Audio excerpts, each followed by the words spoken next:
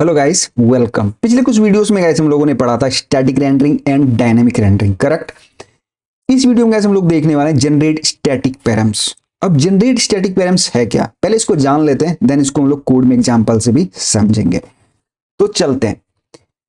Generate static params is a function that operates. देखो, ये जो जनरेट स्टैटिक पैरम है ये एक फंक्शन है, ठीक है। एंड ये ऑपरेट कहां करता है, देखो, alongside dynamic route segment. Dynamic route segment के अराउंड ये काम करता है। Create static route at the time of build. Static route create करता है जब आप बिल्ड बनाते हो तो।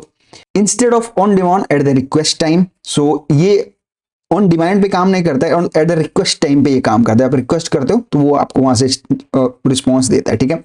वो हम लोग समझेंगे।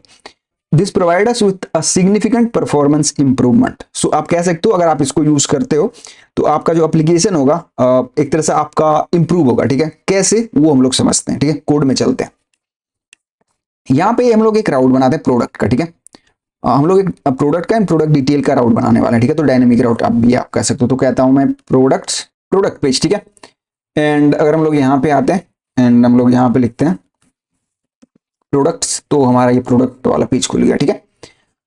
ओके, तो अब हम लोग एक डायनेमिक राउट भी बना लेते हैं, ठीक है। तो मैं यहाँ पे कहता हूँ न्यू फाइल। एंड डायनेमिक राउट कैसे बनेगा, तो फॉर एग्जाम्पल की ID and page dot T S x, correct. And अब हमारा डायनेमिक राउट हो गया, ठीक है।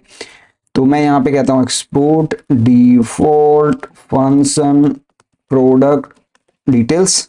एंड मैं यहाँ से रिटर्न कर देता हूँ डिटेल्स, ठीक है। एंड अब हमारे पास यहाँ पे आईडी, यहाँ पे पैरम्स आएगा पहले तो, ठीक है। तो कहता हूँ मैं पैरम्स, ठीक है। इसका टाइप क्या होगा, पैरम्स। एंड इसका टाइप क्या होगा, प्रॉमिस, क्योंकि ये प्रॉमिस रिटर्न करता है। एंड इस प्रॉमिस में किस तरह का डेटा आएगा, हमारे पास एक ऑब्जेक्ट जिसके अंदर आईडी होगा एंड इसका टाइप होगा स्ट्रिंग, ठीक है, करेक्ट। ये वाला जो आईडी है क्या है, वो ये वाला आईडी है वो, ठीक है, सेम। अब देखो, अब हम लोग यहाँ से जब ये हमें एसिंक बनाना पड़ेगा, ठीक है, क्योंकि हमें इसको अवेट यूज करना है इसमें, क्योंकि ये जो प्रॉमिस रिटर्न कर रहा है, करेक्ट। तो इसको हम लोग अवेट के साथ यूज कर सकते हैं। तो कॉन्स्ट यहाँ पे आएगा, sorry, ID is equal to await params, ठीक है। एंड अब मैं यहाँ पे कह सकता हूँ आईडी, ठीक है। तो ये ये हमारा प्रोडक्ट का डिटेल पेज है, ठीक है। एंड हमने यहाँ पे ये हमारा प्रोडक्ट का डिटेल, ये हमारा प्रोडक्ट का डिटेल पेज है, ठीक है। एंड हमने यहाँ से डीस्ट्रक्चर करके आईडी निकाल लिया एंड यहाँ पे हमने दिखा दिया, ठीक है। तो अगर हम लोग यहाँ पे आते हैं एंड मैं यहाँ पे फॉर एग्जाम्पल की 1 लिखता हूँ, तो आपको दिखेगा यहाँ पे प्रोडक्ट डिटेल पेज 1, ठीक है। तो अब ये डायनेमिक राउट है, करेक्ट। तो जितना भी आप आईडी डालते जाओगे ये आपको डायनेमिकली रेंडर करके देता जाएगा, करेक्ट, जनरेट करके वो देता जाएगा। सो ये अभी डायनेमिक राउट है, ठीक है। एंड एक काम करते हैं, मैं यहाँ पे एक डिप बनाता हूँ पहले तो, ठीक है, यहाँ पे। एंड यहाँ पे H1 ले लेते हैं, ठीक है। टाइम अभी इसमें टाइम देते हैं, ठीक है। इसका देखेंगे यूज, हम लोग बताऊंगा अभी आपको, ठीक है। तो new date and dot to locale time string, ठीक है। अभी अगर आप यहाँ देखोगे ना, तो ये जब जितने बार आप रिफ्रेश करोगे, डायनेमिक है तो उतनी बार आपको ये जो होगा वो रिफ्रेश करके टाइम देगा, ठीक है। देखो, जितनी बार आप रिफ्रेश करोगे उतनी बार ये आपको टाइम रिफ्रेश करके बताएगा, न्यू टाइम, ठीक है। अभी देखते हैं। तो अभी मैं क्या करता हूँ ना, अभी मैं इसको एक बार बिल्ड बनाता हूँ, देन आपको दिखाता हूँ, ठीक है। एक काम करते हैं, पहले तो यहाँ पे हम लोग लिंक लगा देते हैं, ठीक है। तो मैं यहाँ पे कहता हूँ लिंक, नेक्स्ट लिंक से हम लोग इसको इंपोर्ट कर लेते हैं, ठीक है। एंड यहाँ पे कहता हूँ प्रोडक्ट वन, ठीक है, स्पेस देके। एंड उसी तरह से 2 3, सो 2 एंड 3। एंड अब हमारे पास आएगा यहाँ पे क्या, तो href एंड यहाँ पे होगा प्रोडक्ट्स एंड 1, करेक्ट। एंड इसी तरह से मैं यहाँ पे क्या देखता हूँ 2 3, सो 2 एंड 3, ठीक है। अब हम लोग अगर यहाँ पे चलते हैं एंड हम लोग चलते हैं प्रोडक्ट वाले पेज पे, तो आपको यहाँ पे दिखेगा 1 2 3, ठीक है। अगर मैं इस पे क्लिक करूँ, देखो 3 पे चले गए, 2 पे क्लिक करूँ तो 2 पे चले गए, एंड 1 पे क्लिक करूँ तो 1 पे चले गए, ठीक है। तो ये परफेक्ट चल रहा है अभी हमारा। अब एक काम करते हैं, इसको हम लोग बिल्ड बनाते हैं एंड वहां पे आपको दिखाता हूँ एक चीज, ठीक है। तो चलते हैं टर्मिनल में एंड इसको क्लोज करते हैं। तो npm रन बिल्ड, ठीक है। ये बिल्ड थोड़ा सा टाइम लेगा एंड देन हम लोग उस पर डिस्कस करते हैं। सो ये हमारा बिल्ड बन चुका है गाइस। अभी देखो ये जो हमारा राउट है ये क्या है, डायनेमिक रेंडरिंग, करेक्ट। ये देखो ये उसका साइन है एफ। सो ये जो राउट हो रहा है अभी हमारा डायनेमिक रेंडर हो रहा है ये वाला, ठीक है, क्योंकि ये डायनेमिक राउट है हमारा, ठीक है। एंड ये अभी डायनेमिकली रेंडर हो रहा है ये वाला राउट, ठीक है, जो हमारा प्रोडक्ट का डिटेल पेज है, ठीक है। एंड अगर मैं यहाँ पे दिखाऊं ये जो हम लोगों ने बिल्ड बनाया, अगर हम लोग यहाँ पे चलें सर्वर एफ एंड हम लोग चले यहाँ पे तो आपको यहाँ पे प्रोडक्ट वाला पेज यहाँ पे तो दिखेगा, लेकिन प्रोडक्ट का जो हमने वो बनाया, ठीक है, आईडी डिटेल वाला आईडी बनाया, ठीक है, इस तरह से 1 2 3 करके, वो आपको यहाँ पे नहीं दिखेगा 1 2 3 वाला, ठीक है। जब आप इसको रिक्वेस्ट करोगे तभी आपको वो चीज दिखेगा, ठीक है, तभी आपको दिखेगा नहीं, इट मीन्स कि वो जनरेट करेगा एंड उस टाइम पे आपको देगा, ठीक है। देखो अभी मैं तो रिक्वेस्ट कर रहा हूँ क्योंकि ओके स्टार्ट कर लेते हैं इसको। तो npm रन स्टार्ट, तो हमारा बिल्ड स्टार्ट हो गया।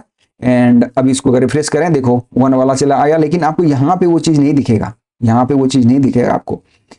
अब देखो एक चीज दिखाता हूँ, अभी एक चीज दिखाता हूँ, यहाँ पे हम लोगों ने जो ये डायनेमिक राउटर, ठीक है, तो अगर मैं इसको रिफ्रेश करूंगा देखो उतनी बार टाइम भी आपको ये चेंज करके देगा, ठीक है, देखो, ठीक है, टाइम भी आपको चेंज करके दे रहा है। अब एक काम करते हैं, सो हम लोग यहाँ पे क्या करने वाले हैं, अभी हम लोग इसको चाहते हैं कि अब अभी ये डायनेमिकली रेंडर हो रहा है, ठीक है, हमें पता है कि हमारे पास 3 ही प्रोडक्ट है एंड हमें इसको स्टैटिकली रेंडर करना है। तो उसके लिए हमें क्या कर सकते हैं, जनरेट स्टैटिक पैरामीटर जो वो फंक्शन है उसको यूज कर सकते हैं। कहां पे, देखो यहाँ पे आते हैं, तो मैं यहाँ पे कहता हूं एक्सपोर्ट फंक्शन स्टैटिक पैरामीटर्स, ठीक है। एंड यहाँ पे हमें इसको रिटर्न करना पड़ेगा क्या, कौन कौन सी आईडी है, ठीक है, तो ये 1 2 3 है, ठीक है। तो आपको यहाँ पे एरे ऑफ ऑब्जेक्ट में वो चीज रिटर्न करना पड़ेगा। तो मैं यहाँ पे रिटर्न कर रहा हूँ एरे ऑफ ऑब्जेक्ट में, फॉर एग्जांपल की आईडी एंड टाइप होगा स्ट्रिंग, करेक्ट, क्योंकि इसका टाइप हमेशा स्ट्रिंग होता है यहाँ पे। तो मैं कहता हूँ 1 एंड उसी तरह से मैं इसको कॉपी करके पेस्ट कर देता हूँ, ठीक है। एंड मैं इसको कह देता हूँ 2 एंड यहाँ पे 3, ठीक है। सो अब जो ये अगर मैं अभी आपको बिल्ड बना के दिखाता हूँ, ठीक है, अभी इसको बिल्ड बनाते हैं देन आपको दिखाता हूँ अगेन। एंड मैं कहता हूँ npm रन बिल्ड, ठीक है। एंड अगेन हम लोग समझेंगे, ठीक है, जो हमारा बिल्ड वाला ये काम कैसे अभी इसमें कैसे दिखाता है वो चीज, ठीक है। सो एक बार बिल्ड बनने देते हैं देन उस पर डिस्कस करते हैं। सो ये बिल्ड हमारा बन चुका है गाइस, अभी आपको डिफरेंस दिख रहा है। तो ये जो हमारा बिल्ड बना है देखो प्रोडक्ट 1 2 3 ये स्टैटिक रेंडरिंग है, स्टैटिक रेंडरिंग है, डायनेमिक रेंडरिंग नहीं है ये। सो अभी हमने क्या किया, जो पहले हम लोगों ने बिल्ड बनाया था ये वाला देखो यहाँ पे जो हमने बनाया था यहाँ पे क्या हो रहा था हमारा डायनेमिक रेंडरिंग, लेकिन अब यहाँ पे क्या हो रहा है स्टैटिक रेंडरिंग, ठीक है। अभी यहाँ पे चलते हैं एंड हमारे पास यहाँ पे है प्रोडक्ट का, ठीक है, सॉरी चला के देख लेते हैं इसको, पहले एक बार चला देते हैं ना। npm रन स्टार्ट, हमने अपने बिल्ड को स्टार्ट किया है, ठीक है, तो एंटर मारते हैं एंड ये हमारा खुल गया, ठीक है। अभी चलते हैं 3 पे, ठीक है। तो ये जो टाइम देगा जब आपने बिल्ड बनाया था वही टाइम देगा। अब आप कितना भी आप रिफ्रेश करो ये स्टैटिकली रेंडर हुआ है, ठीक है, डायनेमिक रेंडरिंग नहीं है ये।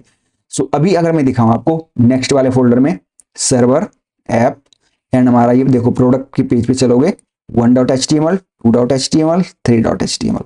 सो अब ये क्या है स्टैटिकली रेंडर होगा ऑटोमेटिकली, यहाँ पे HTML इसका जनरेट हो चुका है बिल्ड के साथ ही, ठीक है। सो ये फास्ट होगा, थोड़ा सा हमारा एप्लीकेशन इंप्रूव होगा क्योंकि यहाँ पे ऑलरेडी HTML जनरेट है। जब आप रिक्वेस्ट करोगे वहां ऑलरेडी HTML जनरेट है एंड वो उठा के बस आपको दे देगा, ठीक है। तो यही यूज होता है जनरेट स्टैटिक पैरामीटर्स का, ठीक है, जनरेट स्टैटिक पैरामीटर्स का। अब एंड यहाँ पे आप जब यहाँ पे जाओगे ना, तो अब फॉर एग्जाम्पल की मैं जाता हूँ 3 पे, तो 3 वाला पेज ऑलरेडी वहां जनरेट है, यहाँ पे 3 वाला पेज ऑलरेडी HTML इसका जनरेट है, करेक्ट, ये वाला। एंड ये उठा के वो आपको तुरंत ही दे देगा, इसको कुछ भी करने की जरूरत नहीं है, वहां पे जनरेट करने की जरूरत नहीं है जब आप रिक्वेस्ट कर रहे हो तो, ठीक है। तो ये यूज होता है किसका, जनरेट स्टैटिक पैरामीटर्स का, स्टैटिक पैरामीटर्स का, ठीक है। ओके सो अब यहाँ पे फॉर एग्जांपल कि मेरे पास मल्टीपल डायनेमिक राउट पैरामीटर्स है, फॉर एग्जांपल कि मेरे पास प्रोडक्ट्स था, उसके अंदर कैटेगरीज था एंड फिर प्रोडक्ट था उस कैटेगरी में एंड देन यहाँ पे पेज उसका TSX था, ठीक है। सो अगर इस तरह का हमारे पास राउट बनता है, ठीक है, कैटेगरी भी डायनेमिक है प्रोडक्ट भी डायनेमिक है, ठीक है, तो आपको कुछ इस तरह से उसका बना के एरे ऑफ ऑब्जेक्ट देना पड़ेगा। फॉर एग्जांपल कैटेगरी मोबाइल था, प्रोडक्ट रियलमी था, यहाँ पे कैटेगरी एंड ये प्रोडक्ट, ठीक है, एंड देन जो भी पेज.tsx होगा वहां पे रेंडर करेगा, ठीक है। सो देन यहाँ पे स्पोर्ट था कैटेगरी में यहाँ पे, ठीक है, एंड देन प्रोडक्ट में क्या था इसका क्रिकेट था, ठीक है। सो इसी तरह से आप यहाँ पे बना सकते हो जब आपके पास मल्टीपल डायनेमिक राउट है, ठीक है, आप ऐसा समझ सकते हो कि think we have a product catalog with the categories and product. ठीक है, सो अगर आप इस तरह से है तो आप कुछ आपको इस तरह से आपको जनरेट स्टैटिक पैराम्स बनाने पड़ेंगे एंड यहां से एरे ऑफ ऑब्जेक्ट रिटर्न करने पड़ेंगे। ठीक है, उम्मीद करता हूं गाइस जनरेट स्टैटिक पैराम आपको समझ आया होगा। कुछ भी कंफ्यूजन है गाइस तो प्लीज कमेंट करके जरूर बताना, मैं आपको जरूर रिप्लाई करूंगा। थैंक्स फॉर वॉचिंग गाइस, मिलते हैं नई वीडियो में।